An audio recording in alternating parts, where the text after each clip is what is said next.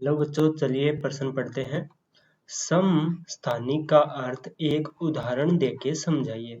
तो इस चीज को देखिए समझने के लिए पहले अपने इसकी मुख्य अवधारणा देखते हैं। मुख्य अवधारणा।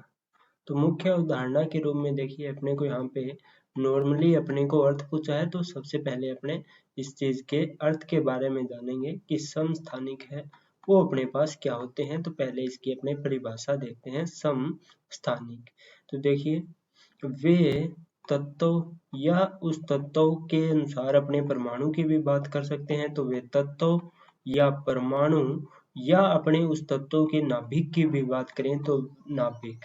ठीक है, तो वे तत्व, परमाणु या नाभिक जिनके जिनके परमाणु क्रमांक जिनके परमाणु क्रमांक जिसको अपने मुख्यतः Z से लिखते हैं, जिनके परमाणु क्रमांक Z एक समान हो, Z एक समान हो तथा परमाणु द्रव्यमान जो संख्या है, परमाणु द्रव्यमान संख्या और जो द्रव्यमान संख्या होती है उसको अपने किससे लिखते हैं, A से लिखते हैं। द्रव्यमान संख्या भिन्न भिन्न हो एक दूसरे के क्या कहलाते हैं, समस्थानिक कहलाते हैं। एक दूसरे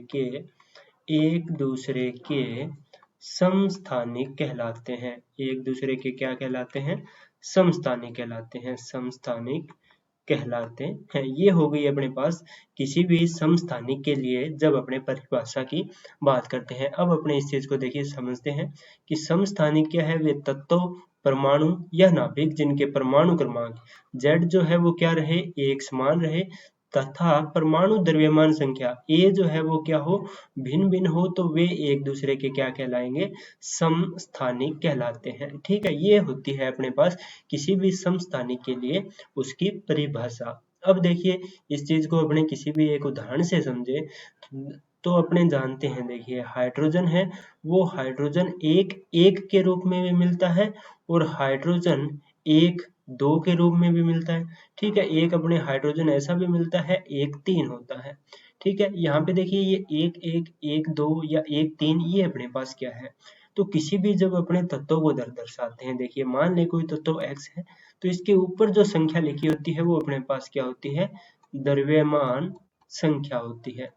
द्रव्यमान संख्या होती है। नीचे जो संख्या लिखी होती है उसको अपने मुख्यतः Z से बोलते हैं और Z से अपने किसे दर्शाते हैं, परमाणु क्रमांक को। तो नीचे अपने पास क्या होता है, परमाणु क्रमांक होता है। ये किसी भी तत्व को दर्शाने का अपने पास तरीका रहता है। अब यहाँ पे देखिए अपने पास ऊपर वाली जो संख्या है वो अपने पास क्या है, A है।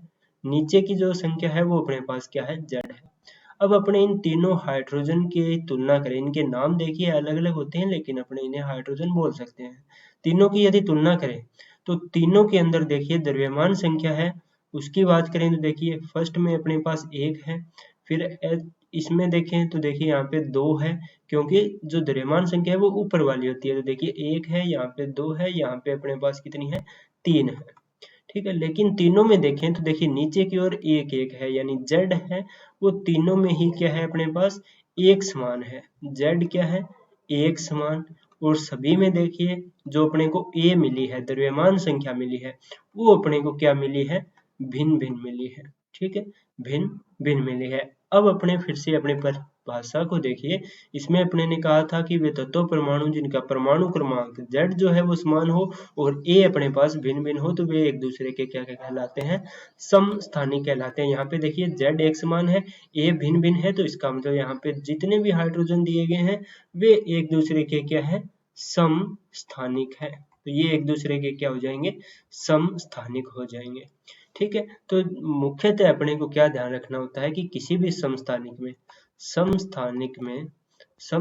में अपने को क्या देखना है, अपने को सबसे पहले परमाणु क्रमांक देखना है। परमाणु क्रमांक Z को देखना है। ठीक है, परमाणु क्रमांक Z देखना है, फिर इसकी द्रव्यमान संख्या देखनी है। द्रव्यमान संख्या द्रव्यमान जो संख्या है वो ऊपर की ओर लिखी रहती है, क्योंकि किसी भी तत्व को अपने दर्शाते हैं तो ऊपर ए लिखते हैं, नीचे अपने पास जेड लिखते हैं। ये अपने पास तत्वों को दर्शाने का तरीका होता है।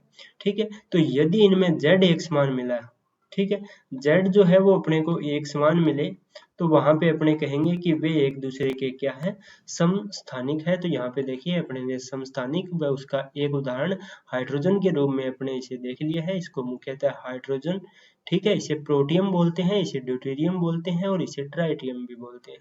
ठीक है, तो अपने यहाँ पे देखिए इस चीज को भी लिख देंगे कि protium, protium, deuterium, protium, deuterium व ट्राइटियम, ड्यूटेरियम व ट्राइटियम, ट्राइटियम एक दूसरे के, एक दूसरे के, एक दूसरे के समस्थानिक है, एक दूसरे के क्या है, समस्थानिक है।